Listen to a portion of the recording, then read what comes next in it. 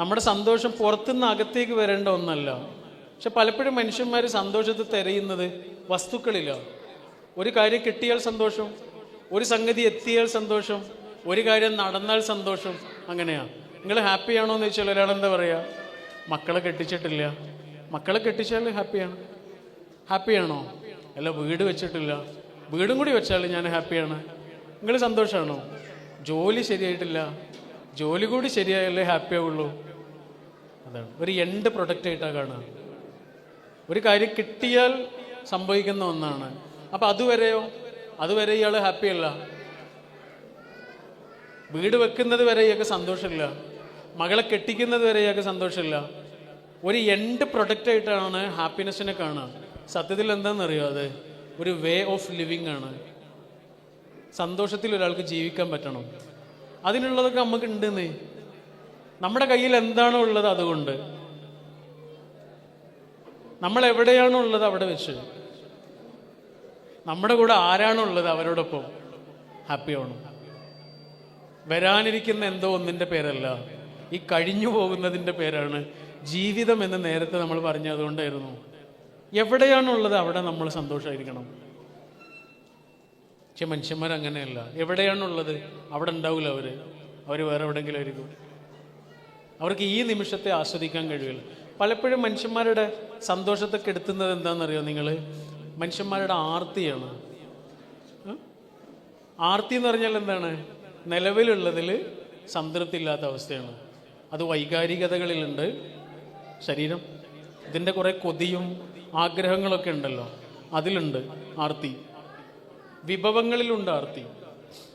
ഇപ്പം നമ്മൾ ഹോട്ടലിൽ ചെന്നിട്ടൊരു ഭക്ഷണം ഓർഡർ ചെയ്തതിന് ശേഷമാണ് നമ്മൾ അപ്പുറത്തേക്ക് നോക്കിയത്. ആ നിമിഷം മുതൽ ഇത് രസമില്ലാതായി. ഇത് നമ്മൾ കഴിക്കുകയൊക്കെ ചെയ്യും, പക്ഷെ എന്നാലും നമ്മുടെ ശ്രദ്ധ മുഴുവൻ എവിടെയാണ്? അവിടെ. ഇതിൻ്റെ പേരാണ് ആർത്തി. അയാൾ ഇതിലാണ് ആഘോഷിക്കേണ്ടത്. അതാണ് ബൈബിളിൽ പറയുന്നില്ലേ, പച്ചവെള്ളം വീഞ്ഞാക്കി എന്ന് കേട്ടില്ലേ? അതെന്താണ്? പച്ചവെള്ളം വീഞ്ഞാക്കി എന്നാണോ? അല്ലാന്നേ, പച്ചവെള്ളമേ ഉള്ളൂ, പക്ഷെ അത് വീഞ്ഞു പോലെ കുടിച്ചു എന്നാണ്. നിങ്ങളുടെ മുന്നിൽ കഞ്ഞിയേ ഉള്ളൂ, നിങ്ങൾ ബിരിയാണിയായിട്ട് ആസ്വദിക്കണം. ഇതിൻ്റെ പേരാണ് ഹാപ്പിനെസ്. ബിരിയാണി കിട്ടുന്നത് വരെ കാത്തിരിക്കലും അതിലുള്ള സന്തോഷം കെടുത്തിക്കളയലും അല്ല, ഉള്ളതിനെ ഒരാൾ ആഘോഷിക്കലാണ് ഹാപ്പിനെസ് എന്ന് പറയുന്നത്. അപ്പോൾ ആർത്തി ചെയ്യുന്നത് എന്താണെന്നറിയോ? നമ്മുടെ രസം കെടുത്തി കളയും, നിലവിലുള്ളതിൻ്റെ രസം ഇല്ലാതാക്കി കളയും.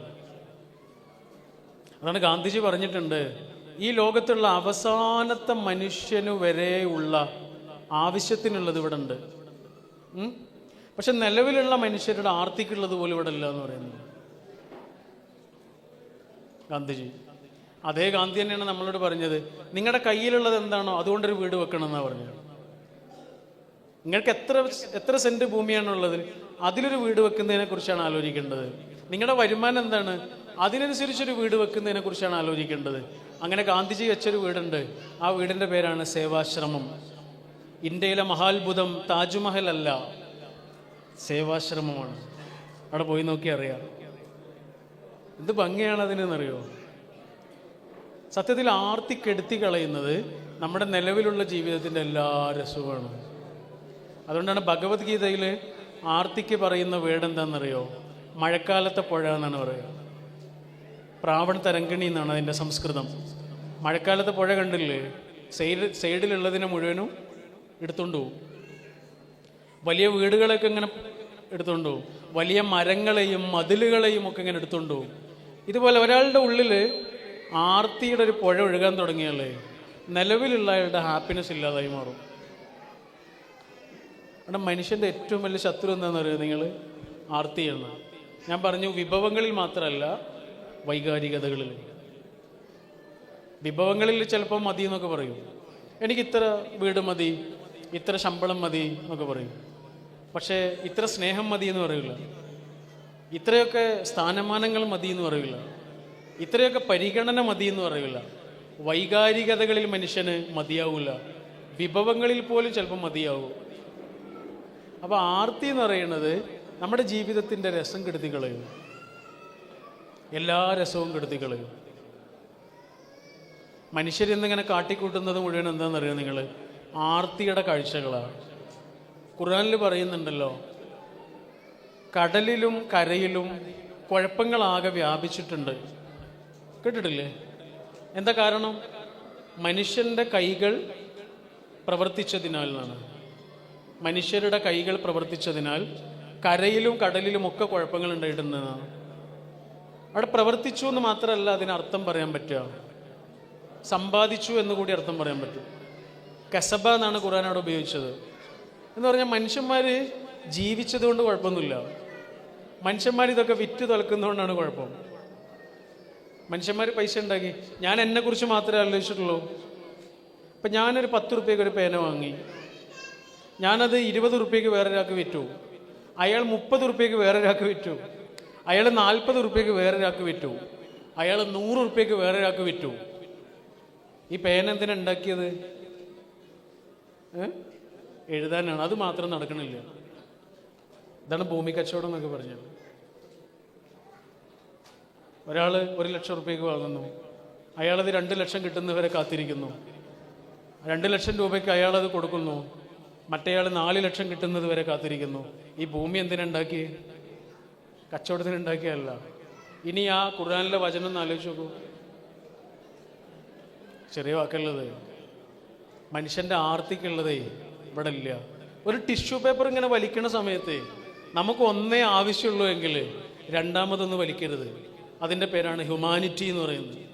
2 നമുക്ക് ആവശ്യമുള്ളൂ എങ്കിൽ മൂന്നാമത്തേതിലേക്ക് കൈ പോകാൻ പാടില്ല. അതിൻ്റെ പേരാണ് ഹ്യൂമാനിറ്റി.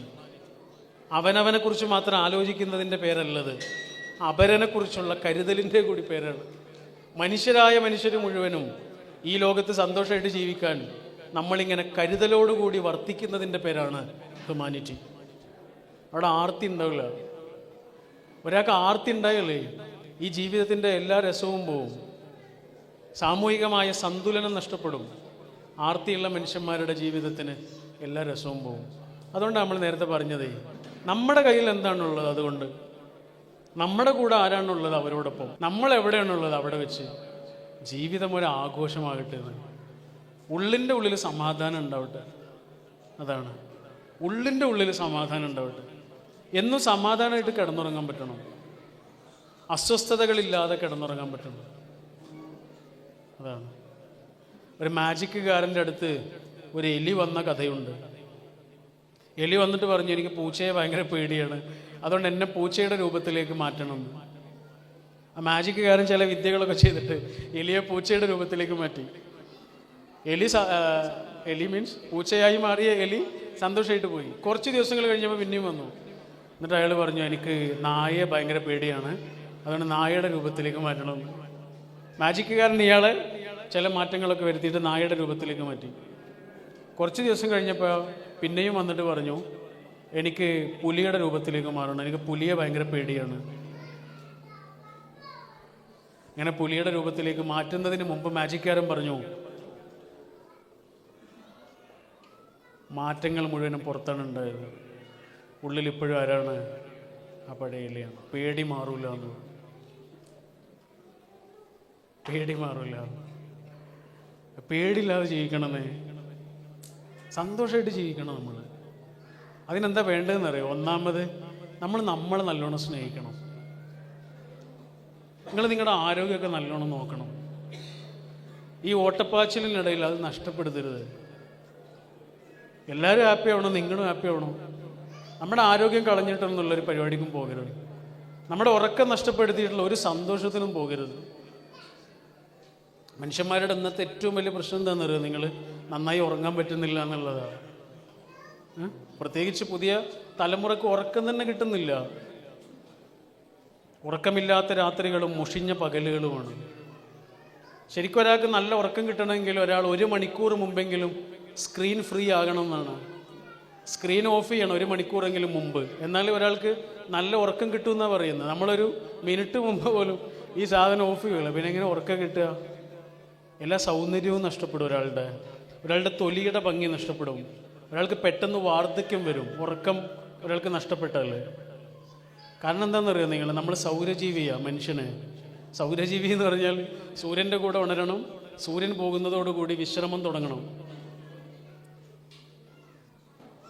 അതുകൊണ്ടല്ലേ ഇപ്പോൾ ഇവിടെ നിസ്കാരത്തിൻ്റെ സമയം നോക്കൂ നിങ്ങൾ. അപ്പോഴേക്ക് വൈകുന്നേരം ആകുന്നുണ്ട്, 4:30-5 മണിയാകുമ്പോഴേക്ക് ഇരുട്ടാവുന്നില്ലേ? അപ്പോൾ ഒരാളുടെ വിശ്രമം ആരംഭിക്കണം. അതിനനുസരിച്ചാണ് ആരാധനാകർമ്മങ്ങളൊക്കെ പഠിച്ചവൻ അങ്ങനെ സെറ്റ് ചെയ്തിട്ടുള്ളത്, അല്ലേ? സൂര്യൻ പോകുന്നതോടുകൂടി വിശ്രമം തുടങ്ങണം, സൂര്യൻ ഉണരുന്നതോടൊപ്പം നമ്മൾ ഉണരുകയും വേണം. ഇതാണ് സൗരജീവി എന്ന് പറയുന്നത്. നേരെ തിരിച്ചാണെന്നാ തോന്നുന്നത്. പിന്നെ എങ്ങനെയാ മനുഷ്യർക്ക് മുഖത്തൊരാളുടെ കാന്തി ഉണ്ടാവുമോ? ആയുർവേദത്തിൽ പറയുന്നുണ്ട്, പൂർവജന്മകൃതം പാപം വ്യാധി രൂപേണ ജായതയെന്ന്. മനുഷ്യന്മാർക്കുണ്ടാകുന്ന അസുഖങ്ങളിൽ പലതും അയാൾ മുമ്പ് ചെയ്ത എന്തെങ്കിലും ഒരു തെറ്റാണെന്നാണ്. അയാളുടെ ജീവിതത്തിൽ ചെയ്തിട്ടുള്ള ചിട്ടയില്ലാത്ത ജീവിതമാകാം, ചിട്ടയില്ലാത്ത ഭക്ഷണക്രമമാകാം, വിശ്രമമില്ലാത്ത ജോലിഭാരമാകാം, ഒക്കെ ആവാം.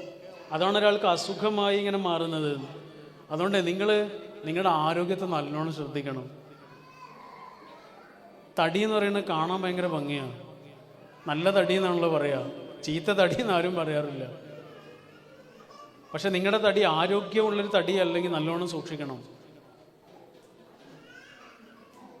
അതാണ് നിങ്ങളെ സ്നേഹിക്കണം എന്ന് പറയുന്നത്.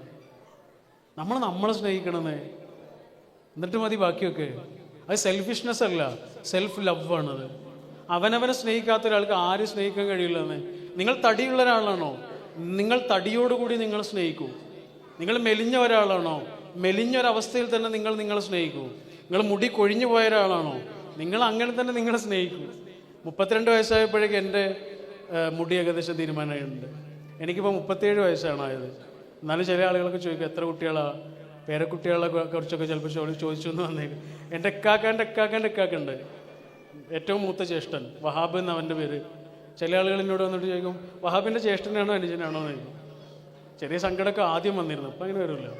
കാരണം ഇപ്പോൾ നമ്മൾ പഠിച്ചു, നമ്മളെ സ്നേഹിക്കാൻ. അത് കഴിഞ്ഞിട്ട് മതി ബാക്കിയൊക്കെ എന്ന് പഠിച്ചു. ഞാൻ പറഞ്ഞാൽ മനസ്സിലാകുന്നില്ല നിങ്ങൾക്ക്? നമ്മളെ സ്നേഹിക്കണമെന്നേ. നമ്മളെങ്ങനെയാണോ അങ്ങനെ. എന്നെ ഇങ്ങനെയാണ് ഇഷ്ടം, എന്നെ ഇങ്ങനെ ഇഷ്ടപ്പെടുന്നവരെ മതി എനിക്ക്, അല്ലാത്തവരെ എനിക്ക് താല്പര്യമില്ല. ഇത് സെൽഫിഷ്നെസ് അല്ല, അവനാണ് സ്നേഹിക്കണമെന്നേ.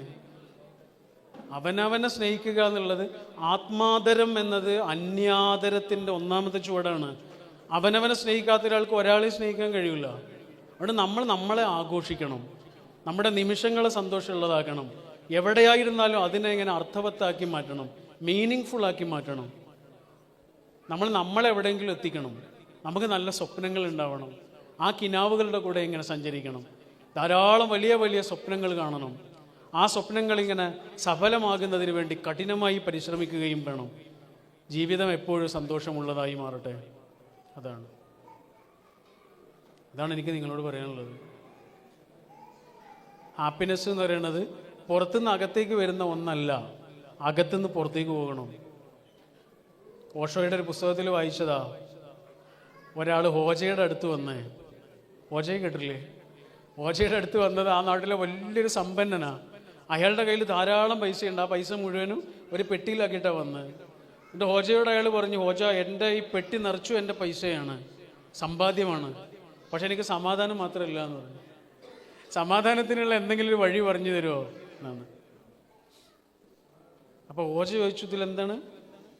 പൈസ. ഈ പെട്ടി നിറച്ചു നിങ്ങളെ പൈസയാണോ? പെട്ടി നിറച്ചു എൻ്റെ പൈസയാണ് എന്ന് കേട്ടതോടുകൂടി ഹോജ ആ പെട്ടി എടുത്തിട്ട് ഓടിക്കളഞ്ഞു. കൗൺസിലിങ്ങിന് വന്ന ആളാണ് മറ്റേ ആള്. ഹോജ ചെയ്തത് എന്താണെന്നറിയോ? ആ പെട്ടി എടുത്തിട്ട് ഓടിക്കളഞ്ഞു. ഇയാൾ ഹോജയുടെ പിന്നാലെ ഓടി, ഹോജയെ കിട്ടിയില്ല. അവസാനം ഇയാൾ കരഞ്ഞിരിക്കാൻ തുടങ്ങി. ആളുകൾ വന്ന് ചോദിച്ചു, എന്താണ് പ്രശ്നം? അയാൾ പറഞ്ഞു, ഞാൻ സമാധാനത്തിനുള്ളൊരു വഴി ചോദിച്ചതാണ്, അയാളുള്ള സമാധാനം കൂടി കളഞ്ഞു പോയി എന്ന് പറഞ്ഞു. കുറേ സമയം കഴിഞ്ഞപ്പോൾ ഹോജ ഇങ്ങനെ വരുന്നുണ്ട് ആ പെട്ടിയും കൊണ്ട്.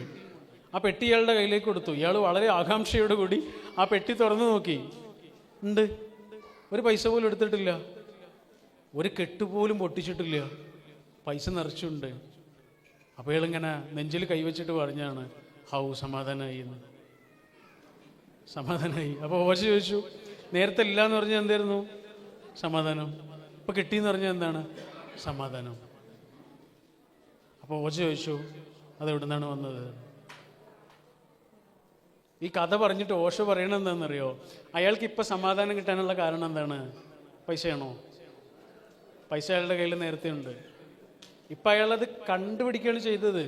അപ്പോൾ സമാധാനവും സന്തോഷമൊക്കെ ഇങ്ങനെ എപ്പോഴെങ്കിലും വരാനുള്ള ഒന്നല്ല, ഇതിലൊക്കെ ഉണ്ടത്. അതിനെ നമ്മൾ കണ്ടുപിടിക്കല. നമ്മുടെ കൈ ഇങ്ങനെ അനക്കാൻ പറ്റുന്നുണ്ടോ? നമ്മുടെ കണ്ണിങ്ങനെ തുറന്ന് മനുഷ്യന്മാരെ കാണാൻ പറ്റുന്നുണ്ടോ? നമ്മുടെ നാവുകൊണ്ട് ഇങ്ങനെ സംസാരിക്കാൻ പറ്റുന്നുണ്ടോ? നമുക്കിങ്ങനെ നടക്കാൻ പറ്റുന്നുണ്ടോ? പോരെ.